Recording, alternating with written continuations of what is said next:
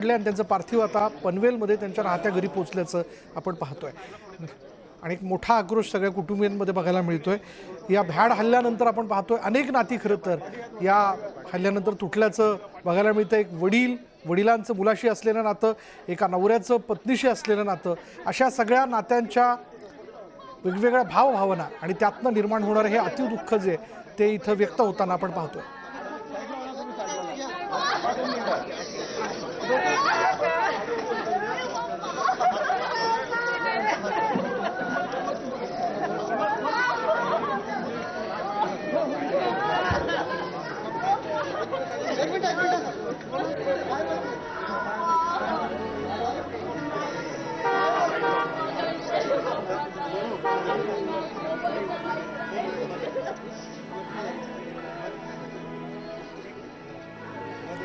आमचे प्रतिनिधी कृष्णा आवटी या क्षणाला पनवेलमध्ये आहेत। देसले यांचं पार्थिव जे ते त्यांच्या राहत्या घरी पोहोचलेले। कृष्णा, नक्कीच आपण पाहू शकतो काश्मीरमध्ये दहशतवादी हल्ल्यात जे मृत्युमुखी पडलेले दिलीप देसले वय वर्ष 45 यांचं पार्थिव जे आहे त्यांच्या राहत्या घरी जे आहे आणण्यात आलेलं आहे। नवी मुंबई येथे त्यांचं राहतं घर आहे आणि देसले यांच्या आपण पाहू शकतो दृश्यांमध्ये अतिशय शोकाकुल असं वातावरण आपल्याला पाहायला मिळतंय। जे घरातले आहेत ते देखील आपल्याला अगदी रडताना आपल्याला पाहायला मिळतात आणि पाहू शकतो कुटुंबीय देखील असे शोकाकुल झाले आणि त्याचबरोबर जे आजूबाजूच्या परिसरातील जे रहिवासी देखील आहेत हे देखील जे आहे भावनिक असं वातावरण त्यांच्यामध्ये आपल्याला पाहायला मिळतंय। संपूर्ण परिसर जो आहे ही घटना घडल्यानंतर संपूर्ण परिसर जो आहे हादरून निघालेला आपल्याला पाहायला मिळतो आणि संपूर्ण नागरिकांमध्ये जे आहे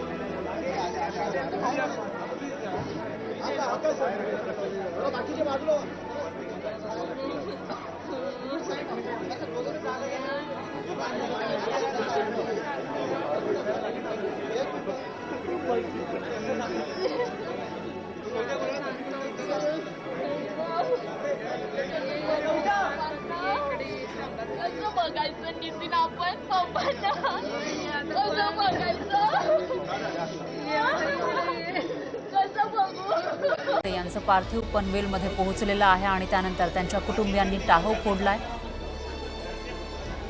पोलीस बंदोबस्तही आपल्याला या ठिकाणी दिसून येतोय आणि मोठी गर्दी स्थानिकांची झालेली आहे, कारण पहलगाममध्ये जो हल्ला झाला होता, दहशतवाद्यांनी जो हल्ला केला होता, त्यामध्ये दिलीप देसले यांचा मृत्यू झाला आणि त्यानंतर त्यांचं पार्थिव हे मुंबईमध्ये आलं आणि आता पनवेलमध्ये त्यांचं पार्थिव आणण्यात आलं। याविषयी अधिक माहितीसाठी आपले प्रतिनिधी श्री कृष्णा आवटी हे आपल्यासोबत जोडले गेले आहेत, त्यांच्याकडे आपण जाणार आहोत। कृष्णा, धक्कादायक अशी ही दृश्य, काल जो हल्ला झाला होता त्यामध्ये दिलीप देसलेंचा मृत्यू झाला आणि आज आपण बघतोय हळहळ व्यक्त केली जाते, शोकाकुल वातावरण इथं दिसतंय। पहलगाम येथे जो आहे आतंकवादी हमला झाला त्यात जे महाराष्ट्रातले अनेक जे पर्यटक होते ते देखील पर्यटक त्या ठिकाणी मृत्युमुखी पावलेले पाहायला मिळतात। त्यातलेच जे आहे पनवेल येथील दिलीप देसले वय वर्ष 45 त्यांचा देखील या घटनेत जो आहे दुर्दैवी असा मृत्यू झालेला पाहायला मिळतो। त्यांना जे आहे त्यांच्या राहत्या घरी नवी मुंबई येथे त्यांच्या राहत्या घरी येथे त्यांना आणण्यात आलेला आहे आणि संपूर्ण आपण पाहू शकतो संपूर्ण परिसर हा हादरून गेलेला आहे आणि त्याचबरोबर कुटुंबीय देखील मोठ्या प्रमाणात टाहो फोडून रडताना आपल्याला दृश्यांमध्ये पाहायला मिळतंय। आपण पाहू शकतो, पाहायला गेलं तर ही अतिशय दुर्दैवी जी घटना जी आहे ती घडलेली आहे। त्यामुळे संपूर्ण पनवेल परिसर असेल किंवा राहत्या जे संपूर्ण पनवेलमध्ये जे आहे शांतमय आणि भयान शांतता जे वातावरण आपल्याला पाहायला मिळतंय. एकंदरीत पाहायला गेलं तर संपूर्ण सकाळपासूनच जेव्हापासून ही बातमी कळाली तेव्हापासूनच सर्वच पनवेलकर जे असतील किंवा रहिवासी आजूबाजूचे परिसरातील रहिवासी असतील ते सकाळपासूनच आपल्याला या देसले कुटुंबियांच्या देसले यांच्या घराबाहेर आपल्याला गर्दी करताना पाहायला मिळाले आणि एकंदरीत सर्वच वातावरण जे आहे अगदी शोकाकुळ आणि भयान शांततामय असं जे आपल्याला पाहायला मिळतंय.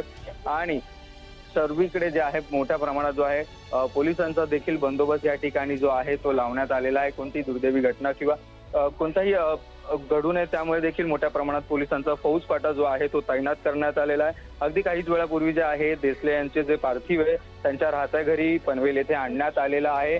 संपूर्ण कुटुंब जो आहे तो अतिशय आपल्याला टाहो फोडून रडताना आपल्याला दृश्यांमध्ये पाहायला मिळतं. आजूबाजूच्या परिसरातील रहिवासी देखील मोठ्या प्रमाणात जे आहेत याच परिसरात त्यांच्या राहत्या घराच्या परिसरात जे आहे ते दाखल झालेले आहेत आणि अगदी अतिशय भयान शांतता किंवा अतिशय घरातले टाहो फोडून रडताना आपल्याला सर्व दृश्यांमध्ये पाहायला मिळत आहे.